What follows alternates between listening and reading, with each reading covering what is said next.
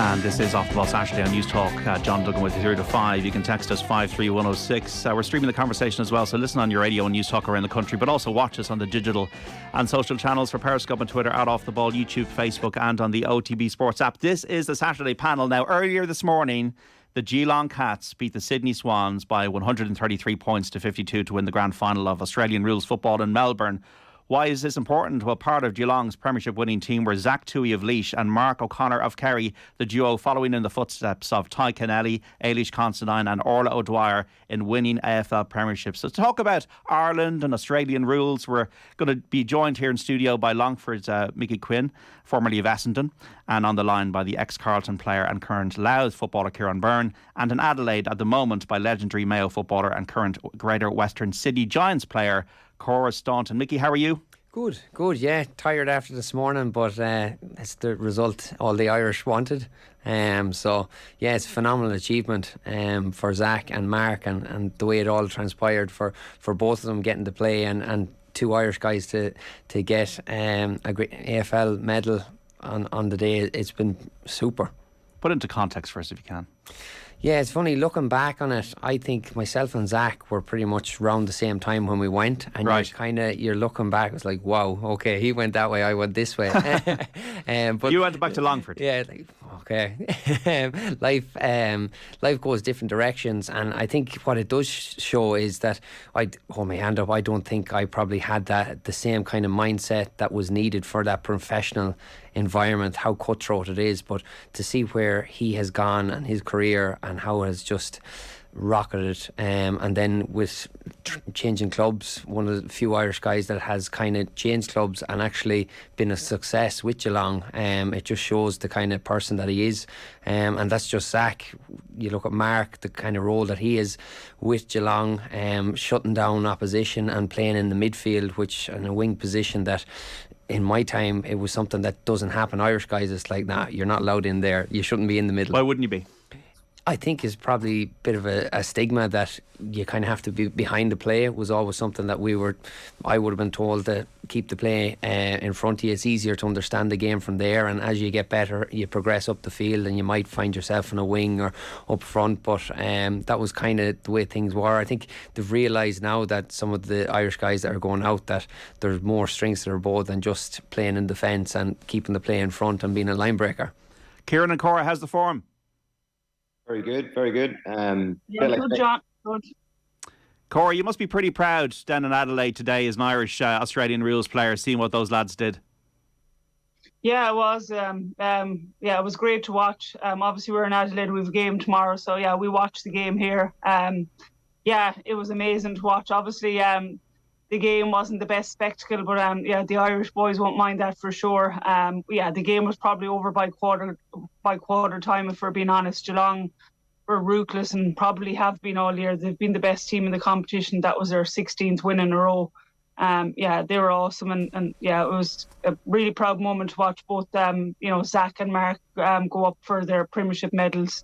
They both had absolute stormers today. Obviously, Mark wasn't sure whether he was going to start or not. Obviously, there was a late withdrawal with Max Holmes for Geelong.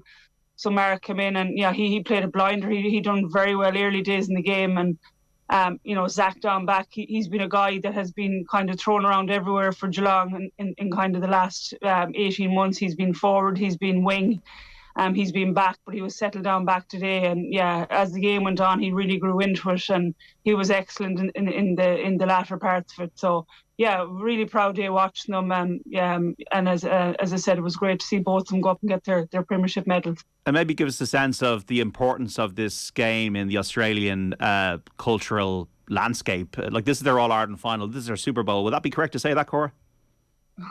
Yeah, it certainly would. Even the build-up is massive the whole week. I suppose this is the first time I've actually been in Australia when the grand final has actually been on.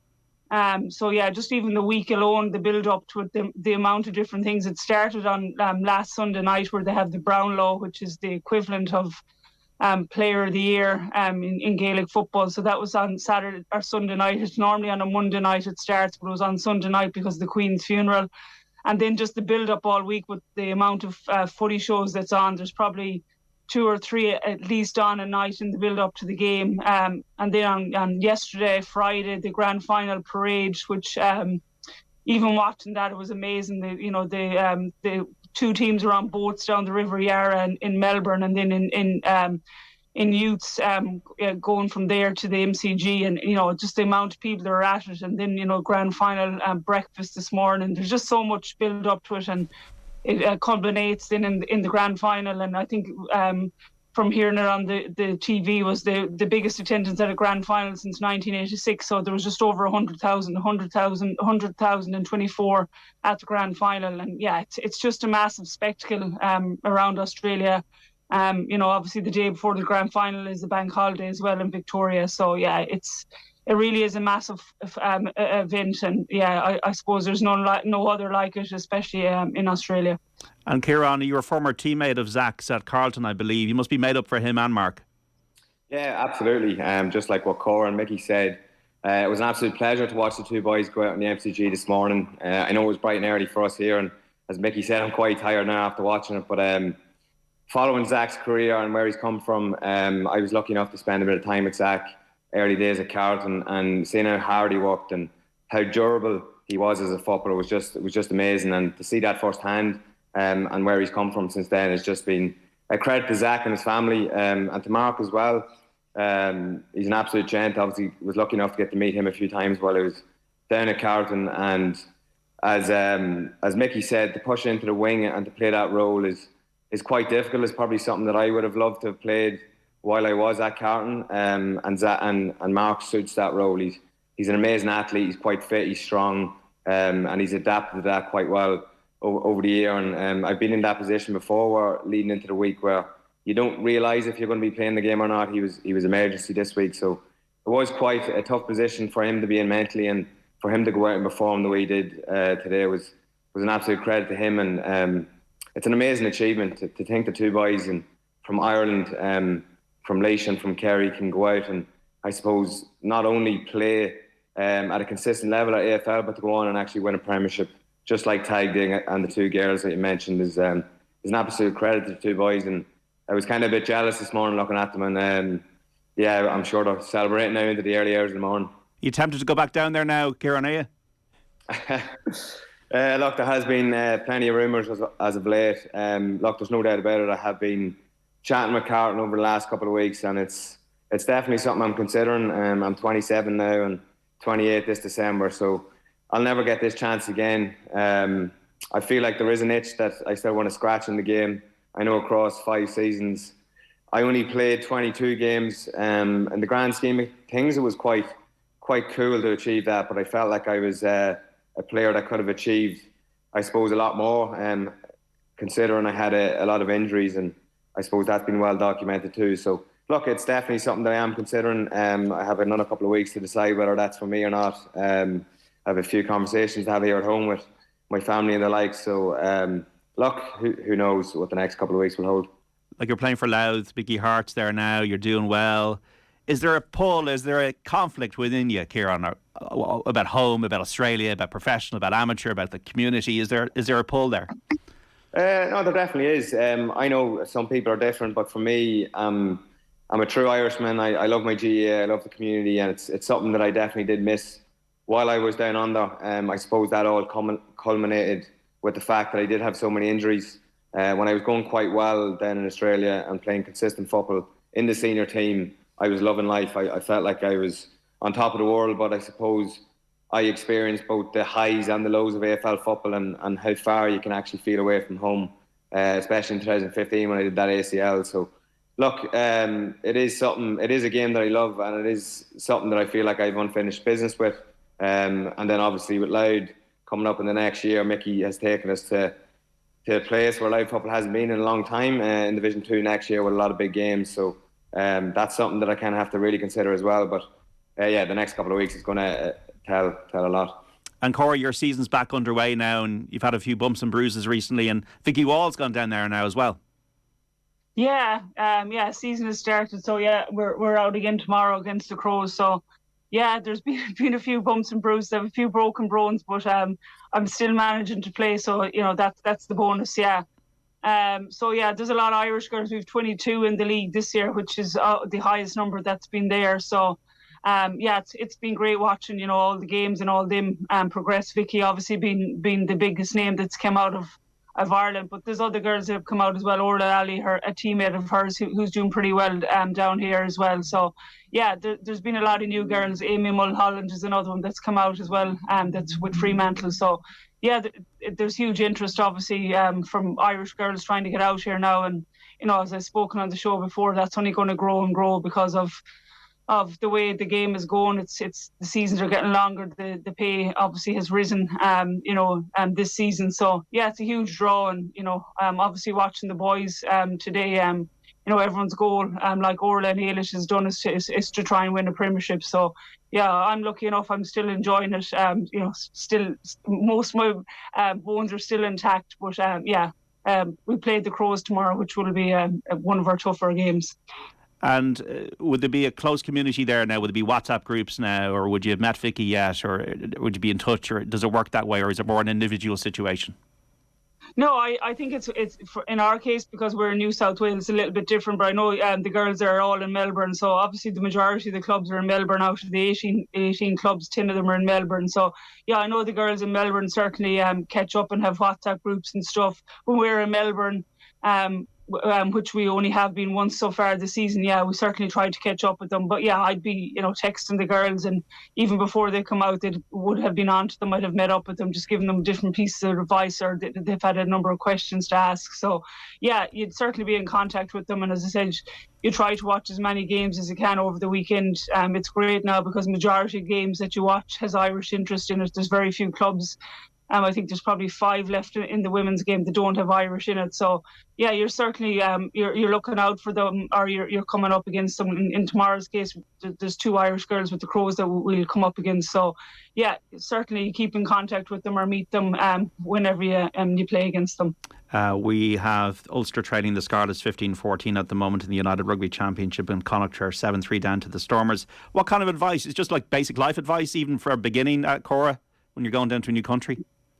Yeah, I suppose for me it was a little bit different. I was obviously the first one to come out, so yeah, just the life advice, but also different things around contracts and just advice on how you deal with the clubs, maybe things that you might need, places to live, work, just different things, just little pieces of advice that I suppose when I come out, I was lucky I had Nicholas Walsh that was working in the Giants that gave me all that advice. And I suppose it's just passing on different things that I've learned. So I suppose around contracts and stuff like that, they just might ask you little things around that. Any piece of advice or anything that they might need to know that you can help them out with. As I said, there's the growing number here now, so there's a lot of girls that can help them out with. But certainly anyone that has got in contact with me, Vicky, Orla, Lally, Erica, O'Shea, any of the girls that I can give them any advice to help them, yeah, I'm only happy to help. As I said, I probably have a little bit more experience because this is my 6th season out here. But yeah, certainly, as I said, it's great to see them all doing well. And as I said, it's tough going. You're a long way from home, so it's nice to have that little bit of support when you're that far from home. You've got to take a break. Stay with us for more chat on the Saturday panel as we speak to Cora Staunton, Mickey Quinn and Ciarán Byrne about Ireland and Australian rules. Listeners out there, do you watch Aussie Rules? Did you watch the match this morning? Maybe have more of an interest, especially people around Portlaoise and the Laois area and the Kerry area, from Dingle as well, given Mark O'Connor and Zach Tuohy's exploits this morning for Geelong Cats. Can you blame any GA player for following a professional dream and maybe going down under and trying their hand at it? 53106 for your texts. You can also reach us on Twitter at Off The Ball. Off The Ball Saturday on News Talk is back after the news. This is Off The Ball Saturday on News Talk. John Duggan with you through to 5. You can text us 53106, tweet us at Off The Ball. This is part 2 of the Saturday panel. Earlier today, the Geelong Cats beat the Sydney Swans 133-52 to win the grand final of Australian Rules football in Melbourne. Now, part of Geelong's premiership winning team were Zach Tuohy of Laois and Mark O'Connor of Kerry, the duo following in the footsteps of Ty Kennelly, Ailish Considine and Orla O'Dwyer in winning AFL premierships. So to talk about Ireland and Aussie Rules, we're joined in studio by Longford footballer Mickey Quinn, formerly of Essendon, and on the line from Adelaide by Cora Staunton, Mayo legend and current Greater Western Sydney Giants player, and the current Louth footballer and ex-Carlton player Ciarán Byrne. And Ciarán, come on the town. Zach had a flag there draped around him, and I love the fact that local GA and Club GA has got to millions of viewers in Australia and beyond. Yeah, it's crazy. I heard Zach screaming that on the TV, and my mum was like, "Zach's not from Dundalk," and I was like, "No, like, obviously Zach's from Portlaoise, and I seen there's a lot of people tuning in from Portlaoise too, down in Ciarán Lillis's bar. So Zach constantly kind of comes home to Ireland and plays at Portlaoise, and obviously still has that massive GAA connection. So it's still crazy to think that Zach's played 250 games. I know while I was at Carlton, I think I was with him when he played 100 games, and to think he's gone on and played another 150 games is absolutely crazy. And his longevity in the sport has been a credit to himself, and I'm sure, and I think he is going again next year. So I wish him the best of luck on that too. How were you welcomed by the natives when you joined Carlton, Ciarán? Was it an easy assimilation for you?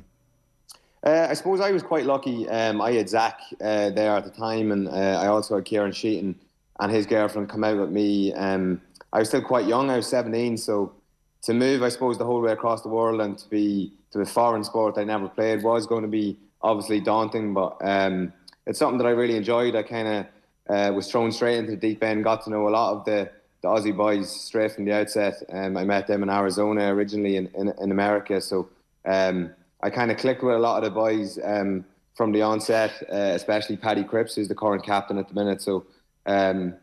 Yeah, look, it's something that I really enjoyed. I think the Aussies and the Irish can be quite similar in ways. Obviously, there's going to be egos in a professional environment. You're dealing with a high caliber of players, so you're not going to get on with anyone. It's the same in any team sport. So I made some good friends along the way, and look, who knows? I might be back with them quite soon. Was Jim Stynes, the legend of Jim Stynes, a really big thing down there? Yeah, it's massive. There's a statue of Jim outside the MCG, and it's crazy to think what he achieved while he was there too. And he was massive in their sport and did some great things. So look, who knows? There might be a statue of Zach outside the MCG quite soon. But it's great to see so many Irish boys and girls out there competing at such a high level. We're such a small country, but to travel across the world and to not only compete but to be up there with some of the best players in the team, it's a credit to us. And look, I'm sure there's going to be plenty more people go over in the next couple of years, and wish them all the very best. Yeah, and Jim won the Brownlow medal. He was the best and fairest player in the early 90s, and obviously did a huge amount of philanthropic work before his passing, and a legend of AFL, Jim Stynes. And you were in Essendon, Mickey, so any regrets? What was the experience like for you? Yeah, I suppose for me it was probably slightly different. Not having an Irish guy at the club, I was kind of thrown into the deep end. First one there, and probably naive at the time, but you probably were met with a little bit of hostility that who's this guy coming here taking one of the spots on the list when you look back on it. But most guys get around you and welcome you in. I was lucky enough, lived with an Irish family from Tyrone, and that kind of kept me going. Anyone that says that you don't have, or you never have regrets, I kind of always think, of course you're going to have regrets. You're going to have regrets no matter what you do, or you're going to start thinking, should have done this, could have done that. But I'm happy with the decision I made. I kind of got best and fairest with the VFL team in my second year, and presumed the next step would be to get onto a senior list. But management changed in that period of time. New management came in and just extended me for another year on the rookie contract, and I suppose probably fell out of favour a little bit that this was a previous project player from the previous management, and that kind of year I felt petered out. I think I played 6 games in my first year, 2 in my second, none in my third, whereas usually you want to be going the other way. But different, missing home and family bereavements in my third year probably was the icing on the cake to just say, right, this is it, last hurrah. I was happy to go home. I didn't really look elsewhere. So, but looking back on it, you always think, oh, could you have made it or played more games? But I see what Zach has done, and I'm like his level that he took things to. I just think someone like that to do what he's done, it stands the test of time to played that length of time out there and be still going. I think he's up there with the most consecutive games played in AFL without missing through suspension or injury. I think he had that when he was with Carlton. I think Ciarán, he was one of the highest games in a row, maybe 3 or 4 seasons without missing a game. So that just comes with sheer resilience year in, year out. Yeah, Donegal Ball did a really good piece in the Irish Independent during the week on over 60 Irish players have gone down since the early 80s to Australia and had a go. And for some of them, they've turned out like Zach Toohey or Ty Kennelly, but for a lot of them, haven't had many games and have had to come back home, given it a shot, and just hasn't worked out for whatever reason. Yeah, and I think one of the things that you automatically assume, or even though I didn't make it, if you played, everyone kind of hangs on for that first game, 1 game, 2 games, 10 games, and then you see Zach at 250. I think the big thing is like what his success is. It for him, he was just wanted a premiership medal. That was kind of, and I think listening to other guys talking, getting that first game and maybe resetting those goals. But I wouldn't see it as a failure for myself. I think it made me a better person and maybe a better Gaelic football player, but all round a better person. Leaving home when you're 18 years of age and being that far away, you have to grow up very quickly, and you learn different skills very quickly too. No, spot on life experience. Ciarán, what makes a good Australian rules footballer? It's a mixture of a lot of things. I think when scouts come to Ireland, they love the fact that we're quite powerful and quick, and we play a ballistic style of play that's, I suppose, a wee bit different than how the Aussies would play it. We kind of play a wee bit more off the cuff. I know watching Cora, it's quite exciting.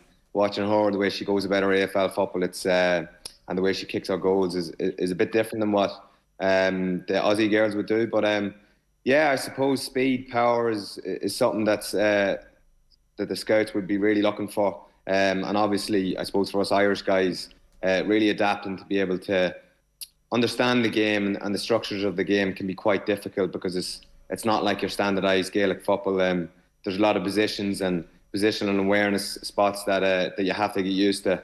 And then obviously the obvious thing is the egg-shaped ball and how you adapt to using that and kicking it is different gravy altogether. So yeah, it's a mixture of a few things, but ultimately speed and power, I suppose, like Gaelic, is massive out there. Cora, how did you get your head around handling that ball? Yeah, I just think it takes time. It takes time to settle in. I don't know if you'll ever be a natural at it. I think like any good sports person, if you want to be good at anything, you just have to practice and do a lot of work outside of your normal training, however many days that might be in the week. So yeah, it was just, you're lucky enough that you're full-time professional, so you have time to do that. But yeah, just I suppose the drive to want to be good. Like both of the boys spoke about, you come out here and yeah, there's probably a little bit of stigma, you're Irish and who are you coming out here taking a list spot? And yeah, I certainly felt that in my first year I came out here. You wouldn't say that you're welcomed with open arms by a lot of the players. It takes a lot of time to kind of build up that respect, and I suppose I didn't feel that for a while, and I suppose you have to train hard, and I suppose then when you see what you're capable at training and in practice matches and stuff, that's where the respect builds. But it does take a while. I suppose, as I said, it's just practice and getting the ball in your hand as often as you can. As I said, it never will come natural. It won't come natural like Gaelic football does. But I suppose that's the challenge. It's trying to make yourself better every day you go out. Be a bit of a lonely spot then. Yeah, it can be at times. I was lucky when I came out here. My brother lived here and his wife, so I had them to fall back on when I came home from training and stuff like that. Because it can be lonely. I know Breed is out here with me, so it's been a different experience for her because she's another Irish in the club, and I think that's a big thing, that if you have someone that you can fall back on and help you and guide you through. I always remember actually the day I got drafted out here, and I came back from Melbourne from the draft and arrived back in Sydney, and I remember, my phone was hopping, but one person I actually got a phone call, obviously not recognising the number because it was an Australian number, was Zach, and he was one of the first Irish people that rang me to say, congrats, and if you need any hand with anything or, I'm always only a phone call away. So I suppose there's that Irish community here that we all really look out for each other. So I think that's hugely important. Do you find, Cora, with 22 girls involved in the AFLW, that it's just the clubs or yourselves looking out for each other, or is there player managers or other networks there apart from just the girls that are playing? I don't know if there's that player manager. I think that's certainly not there yet, and it probably will be in time, and probably will need to be. I think it's probably clubs looking out for the players. I know in our club we're very well looked after, and they will then approach you if another Irish is on their radar to try and get them out. So obviously Breed, in our case, Yvonne Bonner as well when she was here. And I know that's the case in the other clubs. I know when Sinead Goldrick came to Melbourne, it was the case of who else can we bring out, and obviously Laura McGee was there, Blahey Mackin is there, and that's happened in other clubs as well. So I think in the women's game in particular, it's different to the men's game, and there's a need for the Irish more so than there is in the men's game, because there isn't enough talent. But they see how valuable the Irish are. The majority of the Irish, there has been a few that hasn't made it when they come out here, but you're talking about probably 75-80% of the girls that come out have made it, and are starting and getting a lot of games under their belt. So I think it's a mixture of depending on the club that you're at, and then obviously the support of other Irish girls within the club is huge. It's only going to get bigger and bigger from whatever you're saying there, Cora. It seems to be expanding at quite a rapid rate. Yeah, it is, and as I said, there's not enough talent in Australia for the rate of expansion. Obviously there was a big push to get the whole 18 teams in the competition like the men, because obviously every club wanted to have a team, and the talk over here probably wasn't the right time to get the whole 18 teams in from a talent point of view. That's why Ireland is hugely important to them, and COVID over the last kind of 2 years has stopped that number of Irish coming out. That number, as I said in previous, that number would have been higher, but trying to get out to Australia in COVID times wasn't easy, even for us that has been over and back. I can see it growing, and there's huge interest from girls that want to get out here and want to try the professional lifestyle. So as I said, I already know girls are being approached for next season, and girls are trying to get out for next season. It's a bit of both, so it will grow. And it's the case in the men's game as well. They're always looking for Irish and Irish talent. You look at Geelong, they were I don't know how far away from getting Oisin Mullen a couple of months back out to try and play. There's talks of Conor McKinnon now, who has already been out there, who's likely to go to Geelong as well. So clubs are clever. They see the importance of obviously the likes of Zach and Mark with Geelong, and the value that they have been to them. You look at Mark, I remember in his first couple of years, he's 25 now, but I think when he's about 22, 23, he was in the Geelong leadership group. As the boys will know, they have some of the biggest names in AFL football, in Joel Selwood, Patrick Dangerfield, Tom Hawkins, to name a few. These are massive superstars out here, but yet and all, they have a young 22, 23-year-old Irish guy in their leadership group in the club, which honestly is amazing. What they think of the Irish guys, and Zach is so well thought of over here. Right throughout all clubs and right throughout the media. He's a superstar out here. Does that create a tension, Ciarán, within the GA here, do you think? Or do people in the GA understand, look, this is a dream that you can't turn down?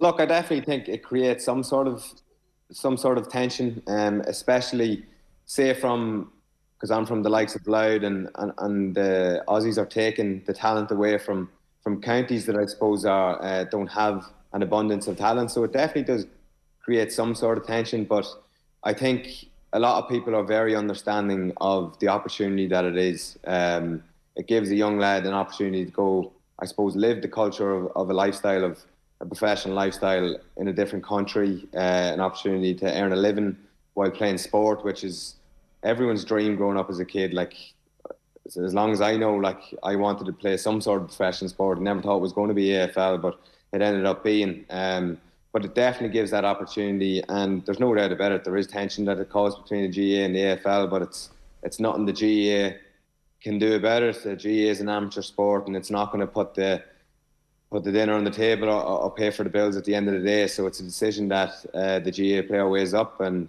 there's pros and cons to everything. And I'd always back any young lad or young girl to go out and pursue something that could potentially be life-changing for someone. So I know it has had a massive impact on my career.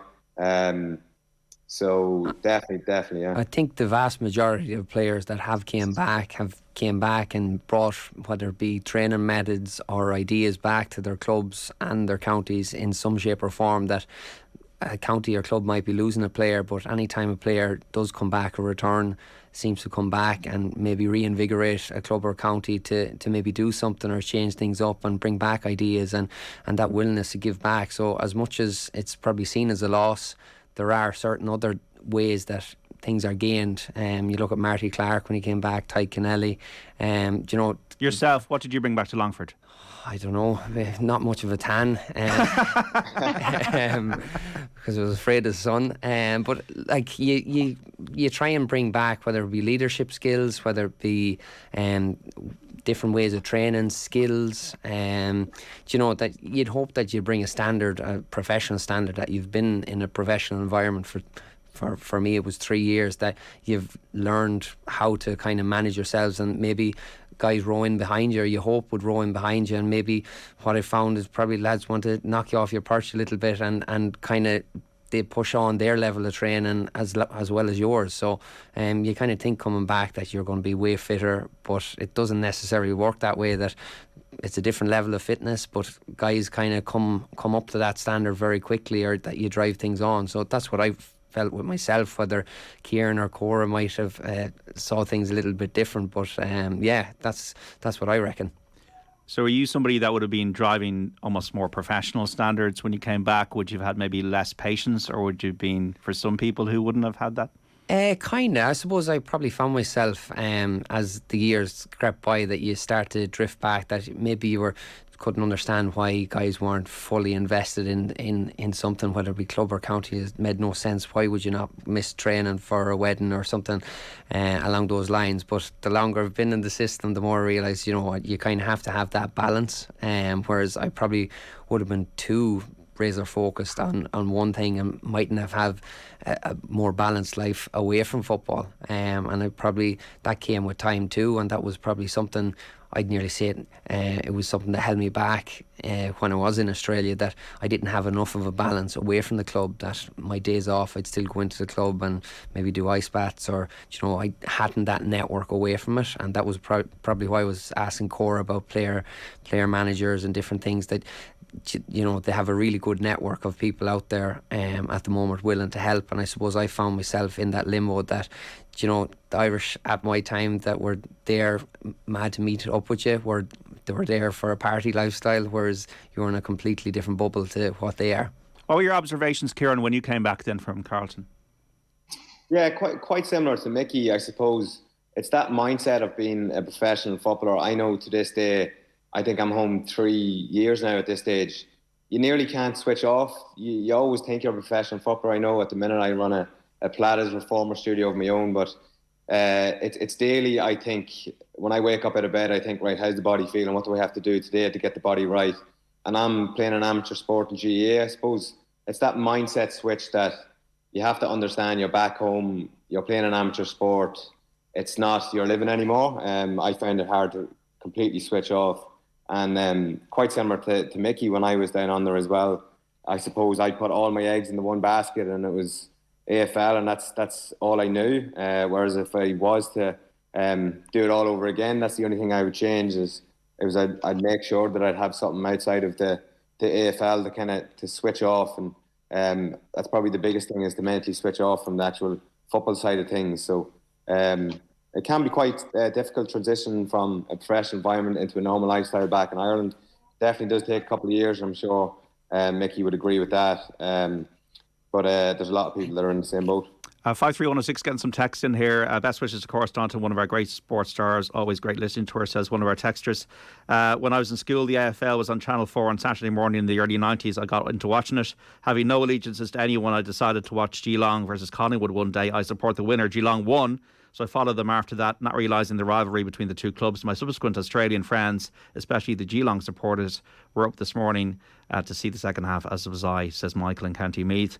I think Aussie Rules is the best football game in the world, folks. I'm a GAA man, played all my life, also a big soccer fan, but the game is everything: catching, kicking, tackling, scoring, seriously athletic. The rules are genius in my opinion, very defined, which I find is not the case in other sports. Used to watch it as a kid on TG4, says Lenny in Monasterevin in County Kildare.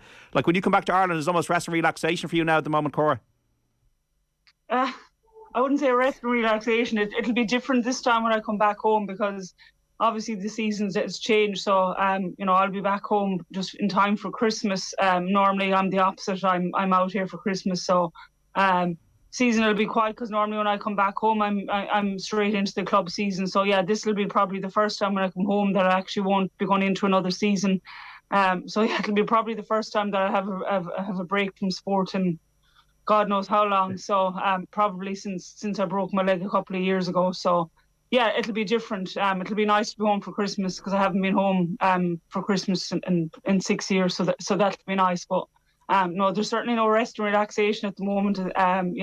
We're still obviously in the thick of the action here. But yeah, certainly when I get home for Christmas, it'll be nice and relaxing. And do you identify with what Ciarán and Mickey are saying about standards and like just the night and day aspect of amateur versus pro? Yeah, there's obviously different. I wouldn't say there's night and day. The GAA, while it's amateur by name, it's still very professional in everything they do. Training standards and all of the above. I think the biggest thing that I've taken away from it is that being a professional athlete is the time that you have to recover and get the best out of yourself. Where when you're playing Gaelic football at home, you probably just don't have that time, because you're trying to work a job, whatever it might be. If it's a normal 9-to-5 job, or if it's shift work, or whatever it might be, you just don't have the time to dedicate fully to whatever it might be. So in my case over here, I dedicate all my time to AFL. We're certainly told to switch off and away from it, and I suppose the longer I'm here, I've got better at that.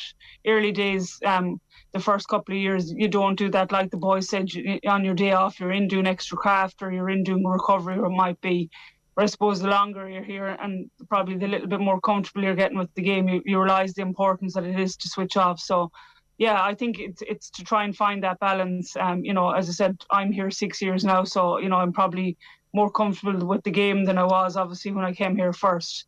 But professional sport, the GAA, as I said, is all by name is amateur, but it's professional in everything we do. But yeah, as Mickey said, it's really important when you go home. You do try and bring things that little nuggets that you learn over here that you can bring home that might help within your club scene.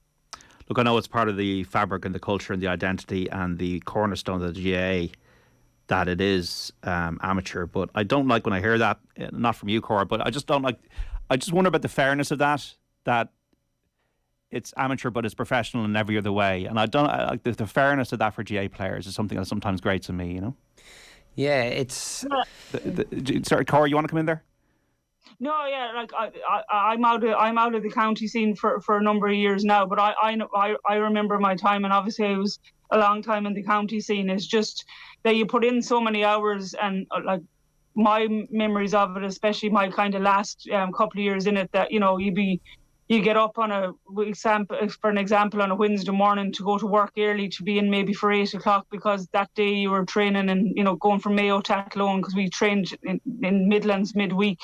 You'd leave work early to get to Athlone maybe for 6 o'clock for a 7 o'clock training, get home, get out of Athlone at 10 o'clock and get home sometime by 12 or half 12 to Mayo, and then you have to get up and go to work on a Thursday morning, and in that day then you have to try and maybe fit in a gym session or maybe have club training. And it was just the aspect that your days ended up being so long, where here you just train, you recover, you train, you recover, and it's when you're trying to give it your all. I was the type of player that tried to give my all. Club was as important to county when I played, so I attended all club trainings. That was the way I was. But yeah, life was, you're just so busy. It was 5 or 6 days a week that you were given to both club or county, and then, as I said, trying to work a 35-hour job on top of that, and and maybe been pulled in other directions for other things as well. So that's the biggest difference that I've found between the two. Even when I'm here, the amount of downtime and relaxation time that you have compared to when you're at home is completely different. But that's just the way it is. If you want to be the best at Anthem, as I said earlier on, John, you're going to put all your efforts into it, and that's your individual choice. All my time that I gave to Mayo, I never regret any of that. I loved every time I put it on the jersey. So that's just the way the sport is, and I'm in no way, as I say, ever regret anything that I have done with them. I enjoyed every moment that I played with them. No, absolutely, and I completely accept that, Cora. I just kind of feel that, is there a sustainability question? Is there a fairness question going forward about what players are being asked to do?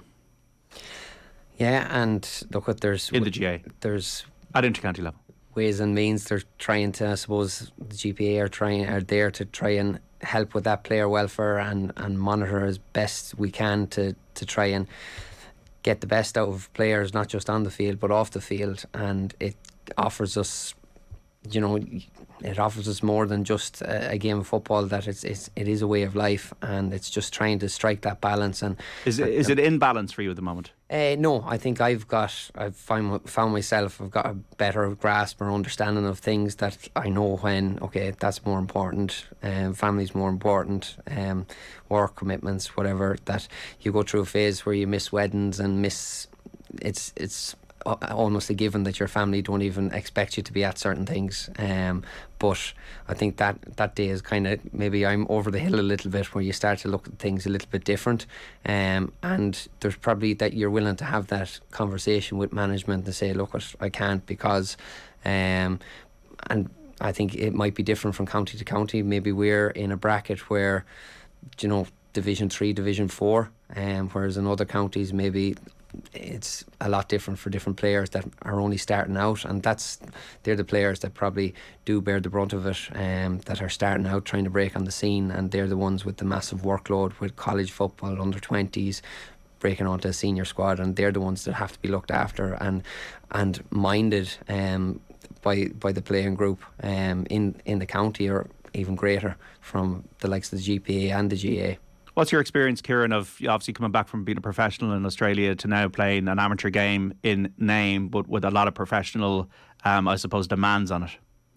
I like what Mickey just said there. It really does become a way of life. I know myself, I know no different. And when you are immersed in it, it does offer you a lot more than just a game of football. Yes, you're committed to it as Cora said, 5-6 times a week. But not only are you getting training, camaraderie with teammates, creating memories and friendships for life, it's, as Mickey said, it is more than a game. And when you are immersed in it, I literally wouldn't know what else I would do if I didn't have it. So we do it for the love of the game. And look, it's an amateur sport, and it always will be. And I think if it never will go down the professional side of things, but I think that would actually ruin it. So you're staying? Give me a week, Mickey. Give me a week. Your gas man, Mickey. Your gas man. We're going to wrap it up shortly, there, folks. Just in terms of like the Conor Nash is doing well down there, isn't he, at the moment, Ciarán, with Hawthorn? What kind of skill set would make it possible for a GA player at the moment to go and do well in the AFL?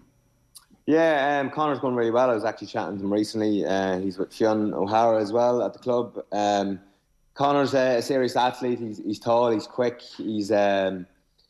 His repeat efforts in terms of speed, endurance, and to be able to back it up again and again is admirable, and that's something that you have to be able to do at AFL level. It's, as Mickey and Cora will tell you, there's a lot of kilometres and high intensity within the game, so you got to be able to back it up week in, week out. So, fitness is a massive thing, and if you can do that for a longer period of time, you're going to hold yourself in good stead.